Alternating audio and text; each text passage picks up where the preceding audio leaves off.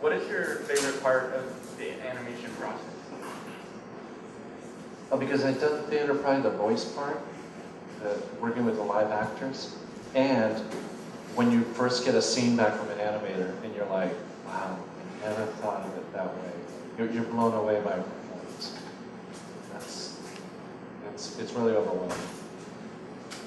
Did that answer that? I wish I had a long-winded, heavy answer for you, but Hi. Hi. I've got two quick questions.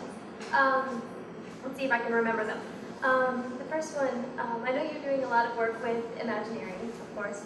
And I was wondering, I know Imagineering is a lot of mechanics, a lot of engineering. It's Imagineering.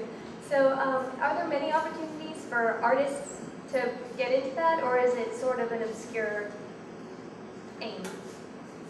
No, there are. They hire, we tend to work, where feature animation looks for artists who are more versed in the human figure and in motion, we're looking more for artists who are more grounded in environmental drawings and love to paint sets, or a lot of theater people, a lot of theater tech people end up at Imagineering. We're building sets, we're building rides, we're building attractions that are dimensional, that you're moving through dimensional worlds. So, I mean, I have to admit, admittedly, there are less animators than there are feature animation, but it's a different skill set entirely. So if you like that kind of stuff, like my younger brother works with me in Imagineering. He got a theater degree in tech and got hired as a model designer.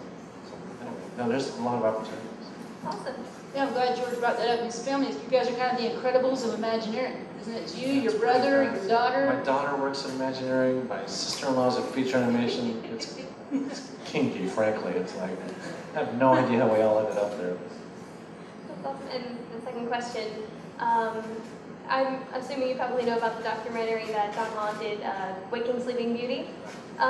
Would you say that that's a very accurate representation of how things went on, or is it a little dramatized? I don't know the word.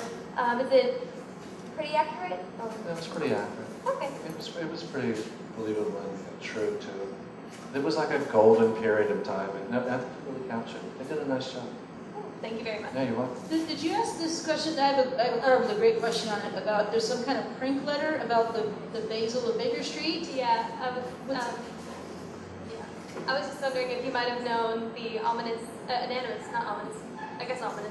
the anonymous author of the letter sent to, I believe, Peter Schneider about when they changed the title of Basil of Baker Street to The Great Mouse Detective.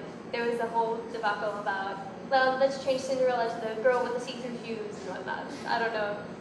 You know that. I didn't know this. Oh. I'm really impressed. Wow. I thought this was like all internal, like what the? Sorry, okay, no. Jacksonville, Florida, at a bar in Jacksonville. Okay.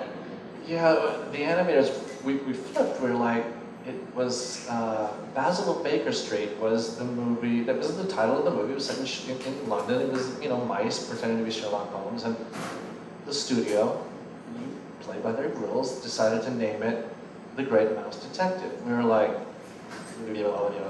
how obvious a name is that? So yes, Ed Gombert, the story guy, did a list of, let's just rename all our movies. And It people, was a jest, right? It was a joke, but people freaked. It was like, we all took the day off, let's put it that way. Hey, let's go to Starbucks. Thank you so much. I'm just impressed you know that. You know, well, it's a good question. They renamed it, was like Sleeping Beauty, Girl in the Casket, or something like that. Yeah, a girl, a castle, and a slipper for Cinderella. The only one that didn't change was the Black Cauldron, because we hated that movie. So the Black Cauldron was the Black Cauldron. That was like nice. Yeah, nice.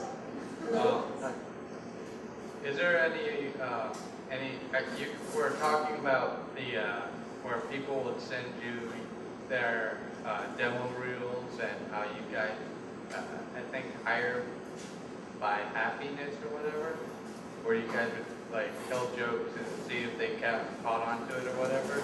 But is there like a trial by fire for anybody who once they once they do join the Imagineering or the film animation team and etc.?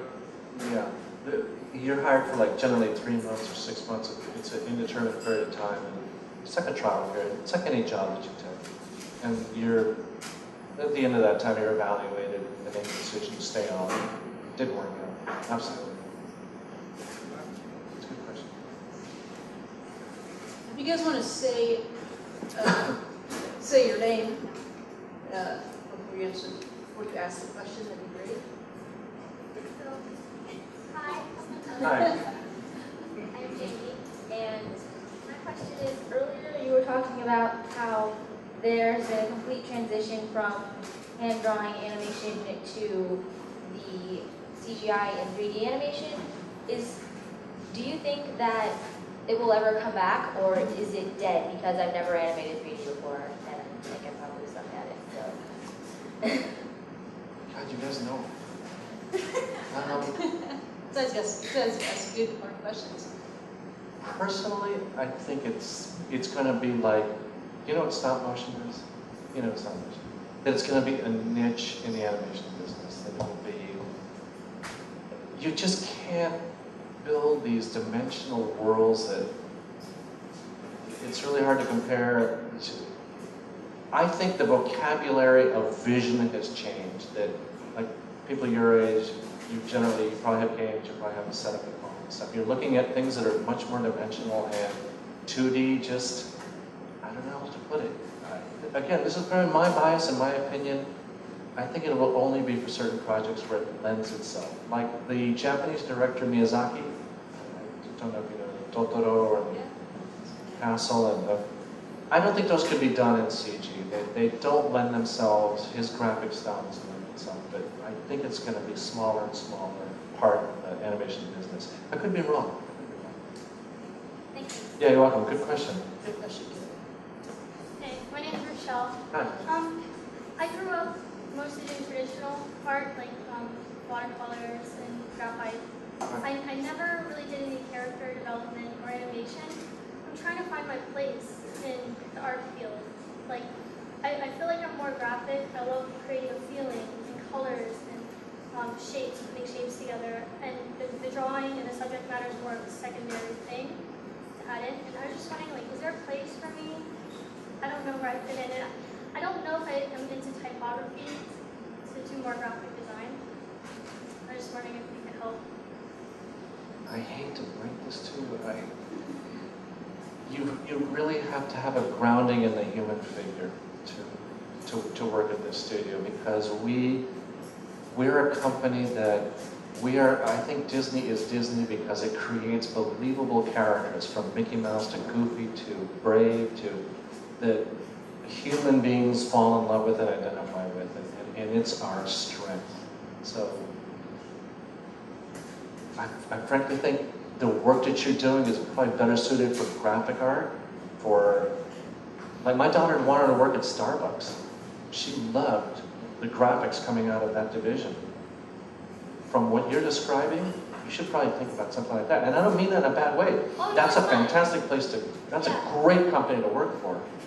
And they do, their stores and all their merchandise, they do amazing stuff with their graphics. They're way ahead of a lot of graphic work. So I would encourage you to see if they have internship programs, if the company offers it. Thank you. That's an honest answer. His daughter, I know some of the projects she works on were actually very cool. And this could name it of a mind, the art field, to do the signs, right, at Disney, to try to communicate across multiple languages to be able to, like, here's where water is. Or There's a that's group actually of very at cool. Walt Disney Imagineering, and all they do is what's called signage, you know, the exit, the carnation, whatever. And my daughter works for that in that group. I got her the interview. It's shameless. I will admit. But she's been there 6 years. Trust me, she would have been fired if she was not good.